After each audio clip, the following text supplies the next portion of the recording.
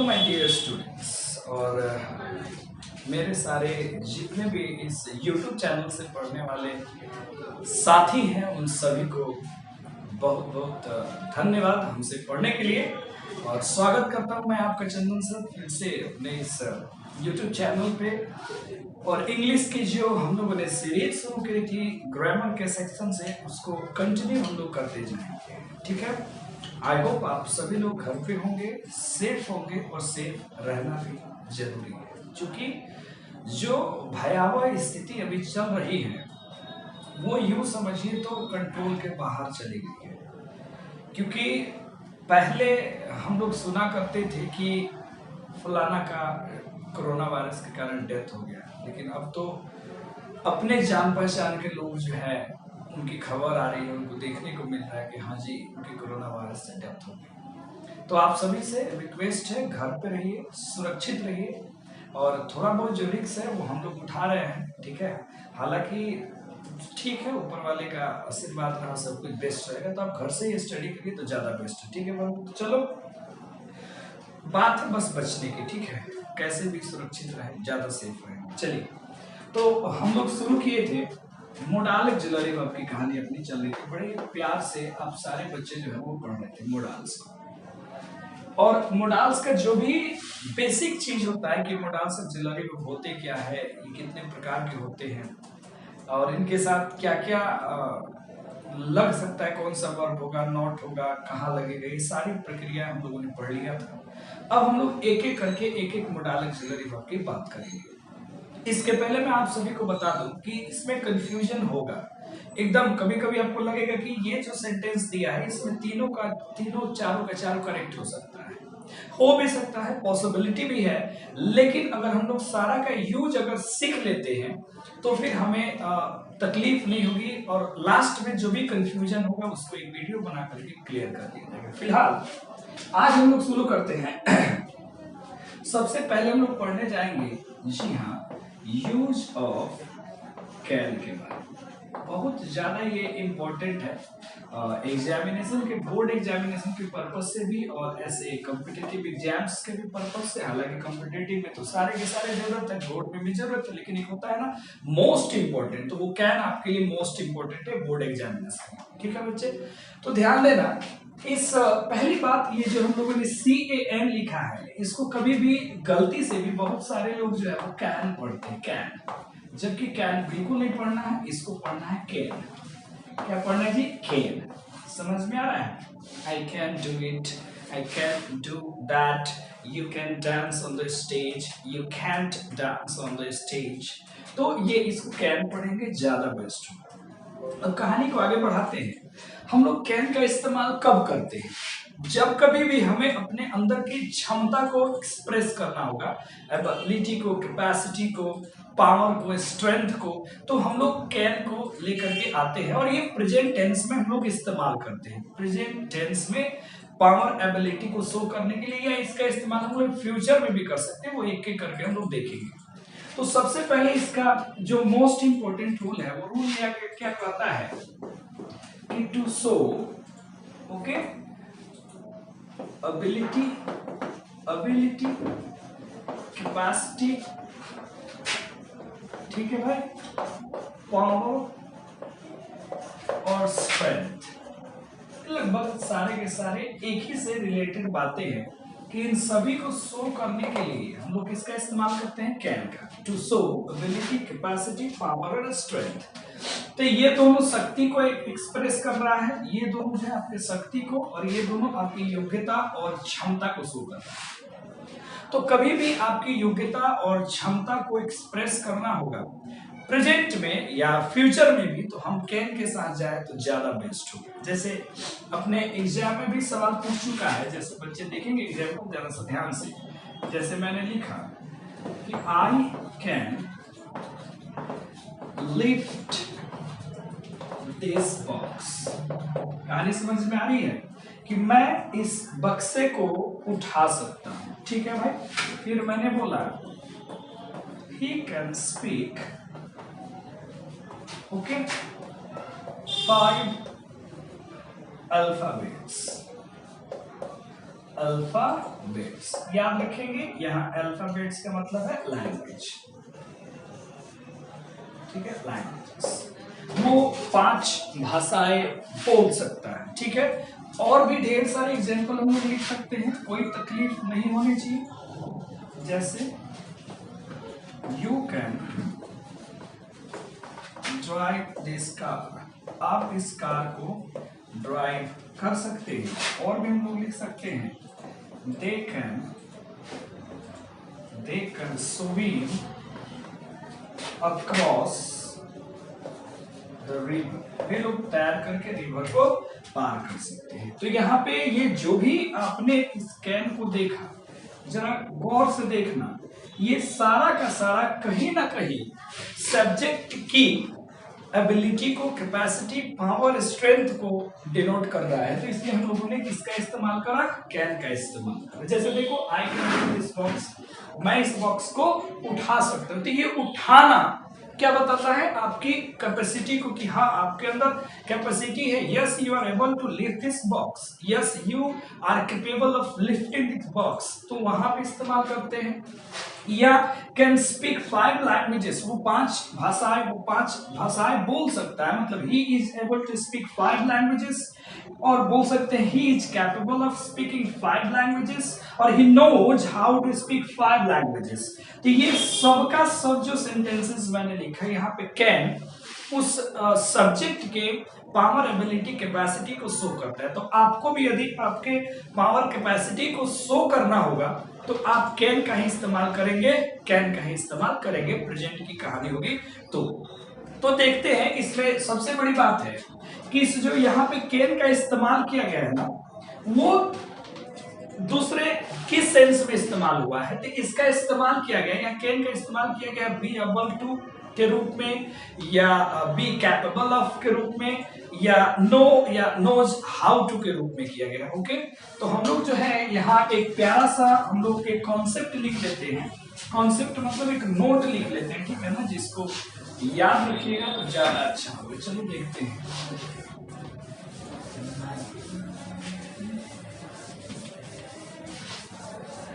चलिए जरा ध्यान देंगे क्या लिख सकते हैं हम लोग अच्छे से। इसको आप लोग भी एक अच्छा सा नोट देकर के, जैसे हम लोग लिखाते हैं किसी चीज को कि ये इंपॉर्टेंट चीज है, किस सेंस में यूज किया गया है, तो हम लोग बोल सकते हैं यहाँ इस रूल में कैन मीन्स, कैन का मतलब होता है, क्या होता है बेटा, be able to, okay, be capable of, या इस्तेमाल किया गया है नो, या जब नोज होगा हाउ टू के सेंस, ठीक है। तो यहाँ पे मैंने कहा कि यहाँ कैन का इतना सारा मतलब होता है, इसी सेंस में यहाँ कैन का इस्तेमाल किया। अब यहाँ पे 2-3 बातें आप लोग को याद होनी चाहिए कि बी का मतलब, इसका मतलब बंधु, बी का मतलब आपने पढ़ा होगा ईच, एम, आर, वॉच, और क्या होता है बंधु, वर। लेकिन ये तो प्रेजेंट की बात हो रही है, तो यहाँ बी का मतलब हम लोग क्या लेंगे, ईच, एम, आर लेंगे, ओके। और यहाँ एक चीज आपको और याद रखना है कि जब आप अबल टू करेंगे तो अबल टू के बाद वर्ब 1 देना है, और जब कैपेबल ऑफ करेंगे,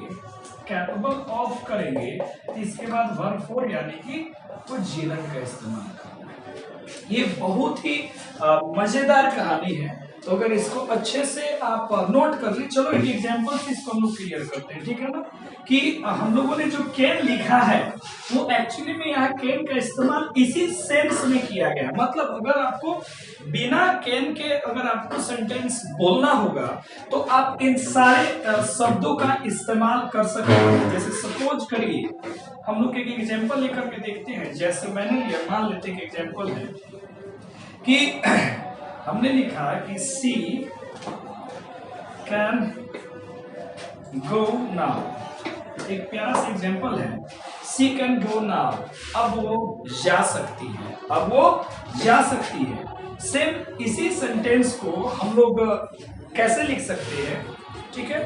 या इस एग्जाम्पल के अलावा दूसरा कोई एग्जाम्पल लिख के देखते हैं, जरा देखिए। सी कैन, हाँ इसी में से जो एग्जाम्पल लिए थे तो परमिशन से रिलेटेड अगले में आ जाएगा। सी कैन स्पीक इंग्लिश, चलो ये लिख लीजिए, वो अंग्रेजी बोल सकती है, ठीक है ना। सी कैन स्पीक इंग्लिश। बालाजी जरा इसको रोक दीजिए। तो चलो हम लोग देख लेते कि कैसे कैन का इस्तेमाल यहाँ से होगा, ठीक है। देखना जरा, सी कैन स्पीक इंग्लिश, वो अंग्रेजी बोल सकती है। तो इसी सेंटेंस, ये सेंटेंस एक्चुअली में कह क्या रहा है कि she is able to speak English.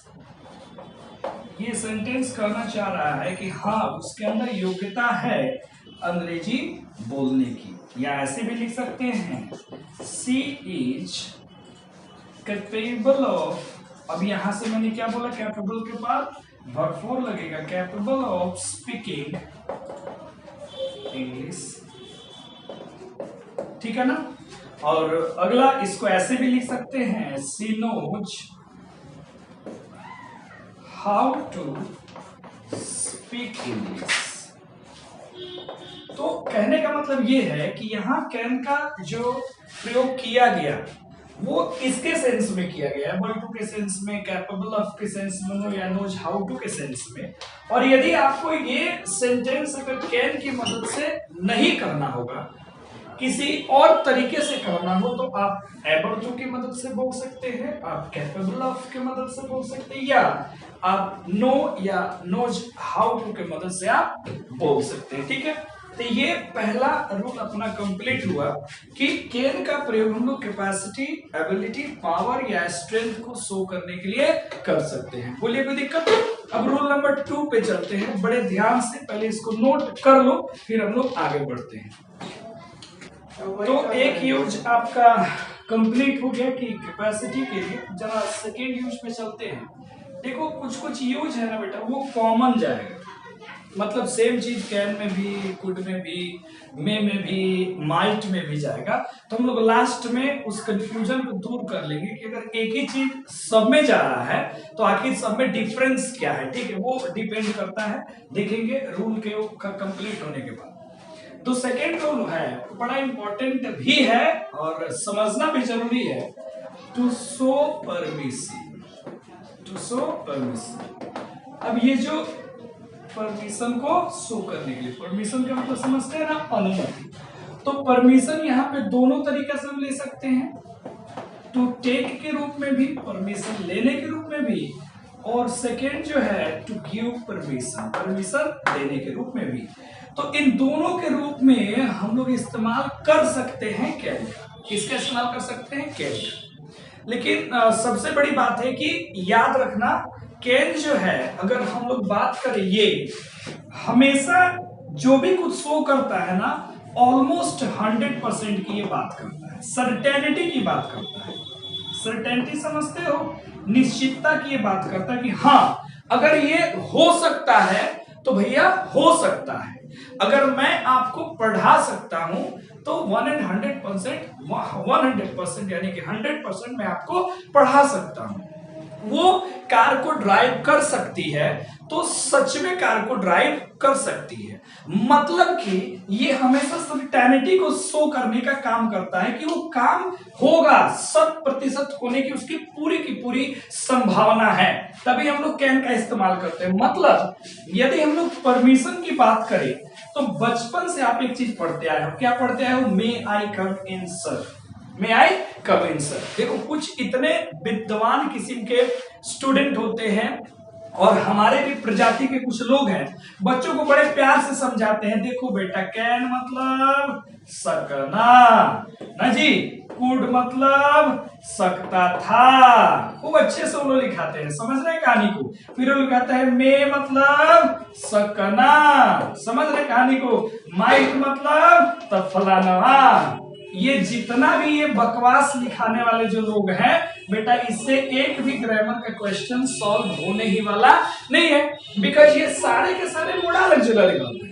और जब ये मोडाल ऑक्सिलरी वर्ब है तो अकॉर्डिंग टू यूज उनका मीनिंग क्या होगा, बदलते चला जाएगा। और हमेशा याद रखना, इंग्लिश में कोई भी तुमसे किसी भी वर्ड का अगर मायने पूछता है, हिंदी मीनिंग पूछता है, तो तुमको फटाक बक नहीं देना कि इसका मतलब ये होगा। जैसे मान लो अगर कोई बेटा तुमसे पूछा कि वाटर का हिंदी क्या होगा, तो तुम लोग इतने होशियार हो, क्या जवाब दोगे, पानी। खुद तुम लोग विद्वान हो। अगर फिर कोई कहता है, जैसे मान लीजिए तुमने वाटर का मतलब क्या बोल दिया, पानी, और सामने वाला कहता है नहीं इसका मतलब तो पानी पटाना होता है। समझ रहे कहानी को? तो एक ही शब्द को अलग अलग अगर कंटेंट में देखा जाए, कॉन्टेक्स्ट में देखा जाए, अलग अलग सेंटेंस में देखा जाए, तो यूज के अनुसार उसके मीनिंग में डिफरेंसेस आ सकते हैं और आते ही हैं, जिसी का नाम तो पार्ट्स ऑफ स्पीच है। तो इसलिए कोई भी अगर आपसे किसी भी हिंदी, किसी भी इंग्लिश का अगर हिंदी मायने पूछता है, तो उसका जवाब स्टैंडर्ड दो, अच्छे विद्वान, अच्छे विद्यार्थी की तरह दो। सीधे बोलो कि देखो भैया, अगर तुम्हारे पास उस शब्द के से बना कोई सेंटेंस है तो कृपया वो मुझे दिखा दो, उसके आधार पे मैं उसका मतलब बताने का प्रयास करूंगा। और नहीं तो वाटर का मतलब ढेर सारा हो सकता है, जिसमें से एक मतलब पानी होता है, जिसमें से एक मतलब क्या होता है, पानी होता है। ठीक उसी प्रकार कैन का मतलब बहुत कुछ हो सकता है, जिसमें से एक मतलब मुझे पता है, सकना, तो इससे तुम बच जाओगे और बेहतरीन जवाब होगा। फॉर एग्जाम्पल, अगर आप किसी भी डिक्शनरी में, जैसे मोबाइल फोन में ही आप सर्च मारते हो किसी एक शब्द का, तो बहुत सारे मीनिंग आपको निकल करके सामने आते हैं। तो क्या आप सारे के सारे मीनिंग जवाब देते हो? नहीं ना, कोई एक देते हो। तो इस तरीके से जो भी विद्वान बालक, बालिका, शिक्षक, शिक्षिका यदि ये समझते हैं कि बच्चों को हम ऐसे पढ़ाएं, कैन का मतलब सकना, कुड का मतलब सकता था, तो भाई आप इंग्लिश नहीं, आप उसको हिंदी सिखा रहे हो, जिसके कारण वो एग्जाम में कंफ्यूज होगा। हम भी दिखाएंगे आपको, जब पढ़ लो यूज तब समझ में आएगा। तो मैंने कहा परमिशन शो करने के लिए, और ये ऐसा परमिशन होगा जिसका होने का संभावना 100% के आसपास होगा, मतलब वो होगा ही होगा। जैसे मान लीजिए मैंने कहा, को प्यार से समझना, अगर मैंने एग्जांपल दिया कि यू कैन गो नाउ, अब तुम जा सकते हो, तो यहाँ पे कैन बता रहा है क्या, कि ये ठीक है, मैंने परमिशन सामने वाले को दिया, लेकिन वो जाएगा ही जाएगा, वो रुकने वाला नहीं है। जैसे मान लीजिए आपके 1 घंटे का क्लास चल रहा है 8 से 9, और 9 जब समय हुआ तो मैंने कहा कि नाउ यू कैन लीव, अब आप लोग जा सकते हैं, तो आपको जाना ही पड़ेगा, बिकॉज ये परमिशन प्रबल परमिशन है, इसमें मे नहीं लगा सकते हैं। मे का मतलब क्या होता है, अनसर्टेनिटी, पॉसिबिलिटी, मतलब 50% हो भी सकता है, 50% न भी हो सकता है। जैसे हम लोग समझाते हैं क्लास में कि मान लीजिए क्लास चल रही है, कोई बच्चा करके बोलता है मे आई कम इन सर, तो वो मेरे ऊपर डिपेंड है कि अगर मैं उसको बोलता है यस यू मे, वो आएगा। अगर मैं बोलूंगा यस यू मे नॉट, तो वो नहीं आएगा। लेकिन अगर उसने कह दिया कि can I come in sir, तो इसका मतलब हुआ कि आप बुलाओ या ना बुलाओ वो अंदर में आएगा। तो ये थोड़ा सा इररिस्पेक्टेबल सेंटेंस हो जाता है, तो वहां पे हम लोग कैन का इस्तेमाल नहीं करते हैं। लेकिन जैसे अपने दोस्तों में, अपने रिलेटिव्स में हम लोग कैन का इस्तेमाल कर सकते हैं। जैसे मान लीजिए सपोज कि मेरा कोई फ्रेंड है, मेरा कोई क्या है जी, फ्रेंड है, मैंने उसका फोन ले लिया, मैंने उससे क्या ले लिया, फोन, और मैंने उससे पूछा कि भाई एक गाना सुन सकते हैं। अब यहाँ देखो, वो बेटा अगर बोलेगा तो भी सुनेंगे, और नहीं बोलेगा तो भी सुनेंगे। तो यहाँ कैन का मतलब पक्का आप सर्टेनिटी शो कर रहे हो, यूज करोगे। जैसे घर में होता है, कोई खाने वाला सामान है, हम लोग फटाक के हाथ में उठा लेते हैं, तब पूछते हैं कि माँ खा जाए, तो अब मम्मी जो है वो हाँ कहेगी तो डेफिनेटली, और ना कहेगी तो भी डेफिनेटली, तो वहां पे हम लोग कैन का इस्तेमाल करें तो ज्यादा बेस्ट होगा। फैमिली, फ्रेंड्स के जहां पे होने की संभावना अधिक हो। यू कैन गो नाउ, मैंने यहाँ पे कैन को प्रयोग किया कि हाँ बिल्कुल जा सकते हैं। बोले कोई दिक्कत, और भी सारा चीज हम लिख सकते हैं। जैसे मैंने लिखा can I use your cell phone, क्या मैं तुम्हारे सेल फोन का इस्तेमाल कर सकता हूं। मैंने कैन लगाया, मतलब 100% हम करेंगे। और भी ज्यादा चीज लिख सकते हैं कि आई कैन, हो गया, लीव नाउ, अब मैं चल सकता हूं। तो यहां भी हम लोगों ने कैन बताया, मतलब अब हम जा सकते हैं। तो ध्यान रखना, यहाँ कैन का प्रयोग परमिशन के लिए किया गया, लेकिन किसके रूप में, अलाउ के रूप में, परमिट के रूप में किया गया। तो बेटा यहाँ पे एक नोट प्यारा सा तैयार होता है, जो अभी उधर हम लोगों ने लिखा था कि यहाँ पे हेयर कैन का प्रयोग, कैन इज यूज्ड एज या कैन मीन्स लिख सकते हो, शॉर्ट में हो जाएगा। यह कैन का मतलब होता है बी अलाउड टू या बी परमिटेड टू। ओके, तो हम लोग इस सेंस में बताओ अलाउ का प्रयोग कब करेंगे। अब जैसे मान लीजिए मैंने बोला कि क्लासरूम में कोई भी नहीं आ सकता और एक लड़के को मैंने बोला कि हाँ तुम आ सकते हो। अब वो जैसे क्लास में एंट्री मारता है तो उसको गेट कीपर ने क्या किया, रोक दिया। तो बोलता है सुनिए सर हमको अलाउ किए हैं क्लास में जाने के लिए। तो वहां पे वो बोलेगा कि यस आई कैन गो, वहां पे वो कैन का इस्तेमाल करेगा। मैंने तुम्हें बोला कि ठीक है बेटा तुम जाओ ऑफिस से बुक ले सकते हो, तो मैंने तुमको परमिट कर दिया, मैंने तुमको परमिशन दे दी, तुम ले जा सकते हो। यहाँ होने की संभावना अधिक है, तो यहाँ पे बोलेंगे यू आर परमिटेड टू, ठीक है, take the book from office, तो वहां पे इस्तेमाल कर सकते हैं। जैसे मान लीजिए यही एग्जाम्पल लिखा गया है यू कैन गो नाउ, इसके एग्जाम्पल में हम उसको यूज कर सकते हैं। हमने अगर लिखा है यू कैन गो नाउ, इसी को हम कैसे लिख सकते हैं भाई, आराम से लिख सकते हैं you are allowed to go now. इसी को यहां लिख सकते हैं, देख लो क्या लिख देंगे, you are allowed to go now, ये भी करेक्ट है। या ऐसे भी लिख सकते हैं यू आर परमिटेड, ठीक है भाई, टू गो नाउ।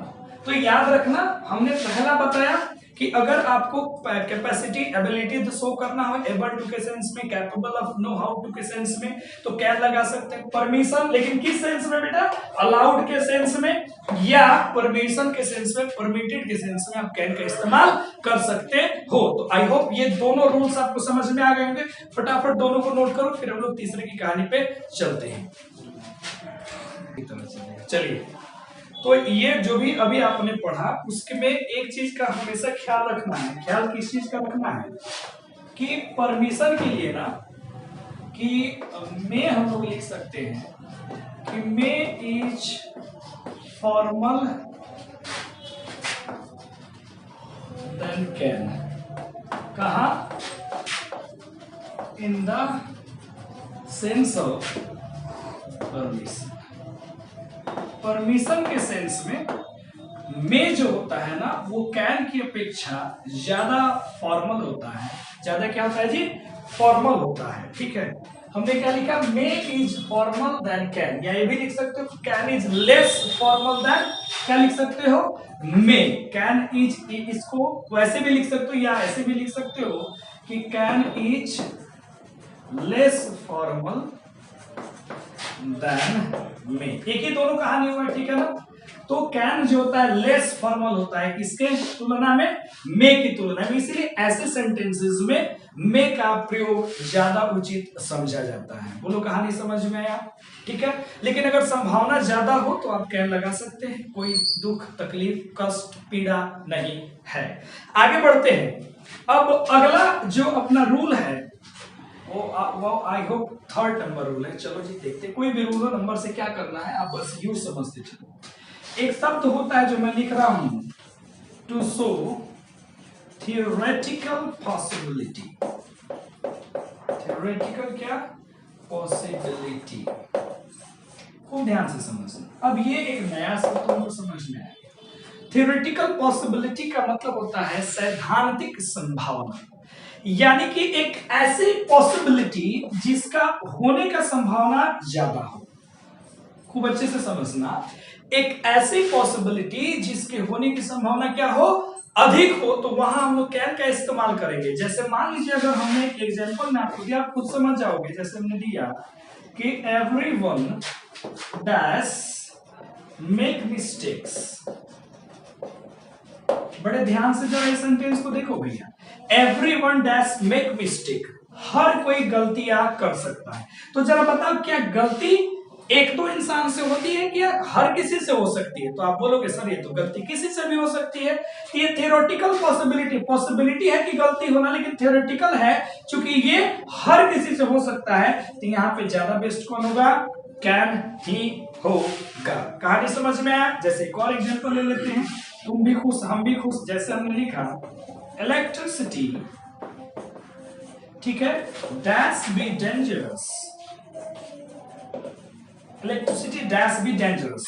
अब इलेक्ट्रिसिटी की जगह तुम फायर लिख सकते हो, इसके जगह फ्लड अगर शब्द का इस्तेमाल तुमने कर दिया, ये सब कुछ खतरनाक हो सकता है, ये तो पूरी की पूरी पॉसिबिलिटी है, होने की है, समझ रहे हो ना। ये खतरनाक हो सकता है 90%, 10% में हो सकता है कि सेफ हो, लेकिन 90% तो डेंजरस हो सकता है। तो यहां भी हम लोग किसका इस्तेमाल करेंगे, कैन करते हैं। याद रखना, to show theoretical possibility can is used, theoretical possibility को शो करने के लिए हम लोग कैन का इस्तेमाल करते हैं। तो आइए थोड़े से और इसके रूल्स बचे हुए जिसको क्लियर कर देते हैं, कैन चैप्टर खत्म हो जाएगा। चलिए, तो ये कैन का इस्तेमाल था। अगला इस्तेमाल तो बड़ा शानदार है कि हैबिट या नेचर को शो करने के लिए। देखो, कुछ ऐसे लोग होते हैं जिनका कुछ नेचर होता है और वो परफेक्ट नेचर वाला काम करेंगे ही करेंगे, तो वहां पे कैन तो देंगे, चूंकि वो पॉसिबिलिटी जो है वो होने की पूरी संभावना है। ठीक है, तो हम लोग क्या लिख सकते हैं नेक्स्ट में कि टू शो, खूब प्यार से समझना, टू शो हैबिट और नेचर। यहां नेचर का हैबिट का मतलब हुआ स्वभाव। अब जैसे मान लो, जैसे मैं एग्जांपल लिख रहा हूं, सपोज से देखना कि जैसे मैंने लिखा कि a deceitful person does deceive anyone। मतलब समझोगे तो कहानी समझ में आ जाएगा। दूसरा मैंने लिखा कि an honest man does not harm anyone। फिर मैंने लिखा भाई, a thief does steal anywhere। ठीक है, और एग्जांपल देख लो, a saint does not harm anybody या anyone।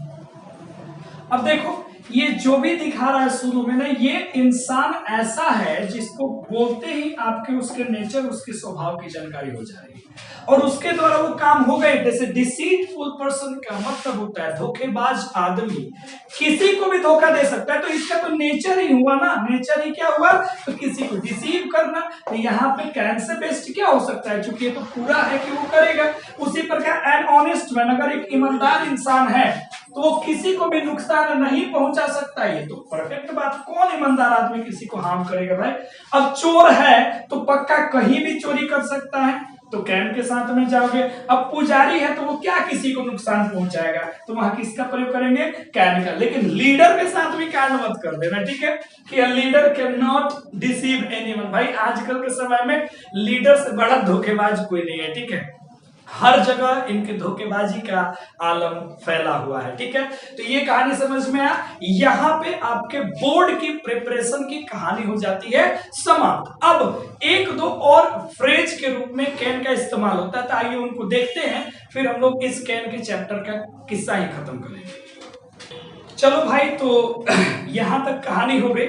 अब थोड़ी सी कहानी और बची है जिसका ज्यादा इंपॉर्टेंट नहीं है बोर्ड एग्जाम्स में, लेकिन स्पोकन इंग्लिश में या कॉम्पिटिटिव एग्जाम्स में यहां से क्वेश्चन पूछते हैं कि कैन का इस्तेमाल जो है, कैन का इस्तेमाल जो है हम कुछ फ्रेजेस में कर सकते हैं। इन सम फ्रेज, कुछ फ्रेज में हम लोग कैन का इस्तेमाल करते हैं। फ्रेज क्या होता है, इस पे मैंने ऑलरेडी वीडियो अपलोड कर दिया है, बेसिक में जाके वहां देख लेना, ठीक है। तो ये समझना अच्छे से, फ्रेज के रूप में इस्तेमाल कर सकते हैं। जैसे एक मैं प्यारा सा स्ट्रक्चर अगर लिखूं कि subject plus can't help plus verb for plus O W. ध्यान देना, मैं स्ट्रक्चर्स इसलिए लिख रहा हूं ताकि आपको याद करने में कोई दिक्कत परेशानी नहीं है, ठीक है भाई। अब देखो यहाँ पे एक चीज याद रखना कि जो कैन होता है नॉट होता है, पहले मैंने बता दिया दोनों हस्बैंड वाइफ वाला चीज, इसको अलग कर दोगे तो कहानी गलत हो जाएगी। या तो कैन नॉट लिखो या कांट लिखो, लेकिन अगर तुम होशियार बन रहे हो तो कैन सब्जी अलग और नॉट अलग कर देंगे तो ये कहानी क्या हो जाएगी, गलत। तो ये नहीं करना। तो मैंने क्या कहा, सब्जेक्ट प्लस कांट हेल्प। ये यहाँ पे जो लिखा हुआ है कांट हेल्प, देखो जो विद्वान बच्चा हिंदी मीडियम से चाहता है कि हम लोग इसको मतलब निकाल ले, वो बेवकूफ हो जाएगा, उसको मतलब ही समझ में नहीं आएगा। ये फ्रेज के रूप में इस्तेमाल किया गया। जैसे अगर मैंने लिखा कि आई कांट हेल्प, आगे मैंने लिख दिया कि डांसिंग ऑन द स्टेज। अब इसका मतलब समझने का प्रयास करते हैं, ठीक है। I can't help dancing on the stage, इसका मतलब होता है कि ये जो सब्जेक्ट है ना, वो किसी आदत का, किसी लत का, वो इस तरीके से आदी हो चुका है कि जब तक वो उसे करेगा नहीं वो रहेगा नहीं। जैसे हम लोग बोलते हैं ना कि ये और दारू पियले बिना ना मानी, बुझलो, तो वहां पे इस सेंटेंस का इस्तेमाल करेंगे कि वो दारू पिए बगैर नहीं रह सकता है, वो दारू पिए बिना नहीं मानेगा, वो दारू पिए का रहेगा, दारू जरूर पिएगा। तो वहां पे इसका इस्तेमाल करते हैं। जैसे I can't help dancing on the stage, इसका मतलब हुआ कि मैं मंच पर नाचे बिना, नाचे बगैर नहीं रह सकता हूं। मतलब मैं मंच पर नाचूंगा ही, मतलब मैं मंच पर नाचे बिना नहीं मानूंगा। कहानी समझ में आ रहा है? इसका मतलब ये हुआ कि आपको किसी चीज का, हमको डांसिंग का लत लग गया है कि जहां भी स्टेज देखते हैं मन उद्बुदा जाता है, कहता है कि नचबे करेंगे तो नचबे करेंगे। कहानी समझ में आ रहा है? उसी तरह मैंने लिखा कि he can't help smoking, he can't क्या हेल्प स्मोकिंग, इसका हिंदी तुम समझ सकते हो, मतलब कि वो धूम्रपान किए बगैर नहीं रह सकता है, वो धूम्रपान किए बगैर नहीं मानेगा। तो अब बताओ, जो स्टूडेंट ये समझता होगा कि कैन का मतलब सकता है, यहाँ पे तो गागे भी आ रहा है कि वो धूम्रपान किए बगैर नहीं मानेगा। तो अगर आप किसी को कहते हो कैन का मतलब गागे भी होता है, क्या हाँ हम तो पढ़े अपना सबसे सैल मतलब होता है गागे, तू कहता है कैन मतलब कैन मतलब सकना, गधा कहीं का यूज समझोगे तो कहानी समझ में आएगा, ठीक है। तो यहाँ पे फ्रेज में, और फ्रेज की तो कहानी है, लिखोगे कुछ और मीनिंग निकलेगा कुछ। इसी में सेकेंड जो आता है स्ट्रक्चर बन के, सब्जेक्ट के बाद हम लोग को अगेन रखना है कांट हैव, के बाद हमको कोई ऑब्जेक्ट रखेंगे और बाद में हम लोग वर्ब फोर आगे जो लिखना होगा वो लिखेंगे। यहाँ पे याद रखना, ये जो वर्ब फोर लिखा जा रहा है ना, वो एक्चुअली में एक जीरंड का काम कर रहा है। किसका काम कर रहा है बोलो? एक जीरंड का, एक नाउन का काम कर रहा है, ठीक है। तो ध्यान से देखना, और ये बहुत इंपॉर्टेंट है भैया, स्पोकन इंग्लिश में तो बहुत दौड़ दौड़ कर हम लोग इस्तेमाल करते हैं। अब जैसे देखो, subject plus can't have plus subject plus verb four, ये क्या बताता है कि सब्जेक्ट जो है किसी को कुछ करने से मना कर देगा, यानी कि किसी को कुछ करने की इजाजत नहीं देगा। अगर मैं कहूंगा I can't have you smoking, ठीक है, इसका मतलब क्या हुआ कि मैं तुम्हें यहां धूम्रपान नहीं करने दे सकता हूं, या मैं तुम्हें यहां धूम्रपान करने की इजाजत नहीं दूंगा, या मैं तुम्हें यहां धूम्रपान करने नहीं दूंगा। इसका मतलब ये हुआ, जैसे मान लीजिए अभी के सिचुएशन के अनुसार लिख सकते हैं कि द लीडर्स, ठीक है बेटा, can't have us living properly, living क्या जी? प्रॉपरली। इसका मतलब क्या हुआ कि नेता जो है हम सभी को अच्छे से रहने की इजाजत नहीं दे सकते हैं, जीने की इजाजत नहीं दे सकते हैं। तो यहाँ पे आपने क्या देखा कि अगर ये वाला स्ट्रक्चर आपको मिलता है तो यह मतलब है कि सब्जेक्ट किसी आदत का, किसी काम का ऐसा शिकार हो चुका है कि जब तक वो नहीं करेगा वो नहीं रह सकता है। और दूसरा आपने क्या देखा कि सब्जेक्ट किसी को कुछ करने से रोक रहा है, मना कर रहा है, तो वहां पे हम लोगों ने इसका इस्तेमाल किया। कहानी समझ में आया कि नहीं आया? तो ये था पूरा का पूरा कैन का इस्तेमाल। हाँ, कैन का इस्तेमाल हम लोग फ्यूचर में भी कर सकते हैं। जैसे मैं ये काम कल कर सकता हूं, I can do this work tomorrow, कल कर सकता हूं भैया, फ्यूचर की हमने बात कर दी। आज कर सकता हूं तो I can do it today. तो इसलिए ये बड़ी बात नहीं है कि अगर कोई कहता है कि कैन का प्रयोग फ्यूचर में बिल्कुल कर सकते हैं, प्रेजेंट में तो होता ही होता है। यानी कि अगर हम लोगों ने देखा तो कैन का इस्तेमाल बेटा प्रेजेंट में भी जा सकता है, और कैन का इस्तेमाल किस में जा सकता है बोलो? फ्यूचर में भी जा सकता है। कहानी समझ में आया? तो ये था कैन का इस्तेमाल। आगे हम लोग जब क्वेश्चन सॉल्व करेंगे तो कुछ दिक्कतें आएंगी, वहां पे मैं खड़ा हूंगा सारे दिक्कतों का सामना करने के लिए। तब तक बने रहो SC इंग्लिश क्लासेस साथ, और अपनी इंग्लिश की तैयारी को कंटिन्यू रखो।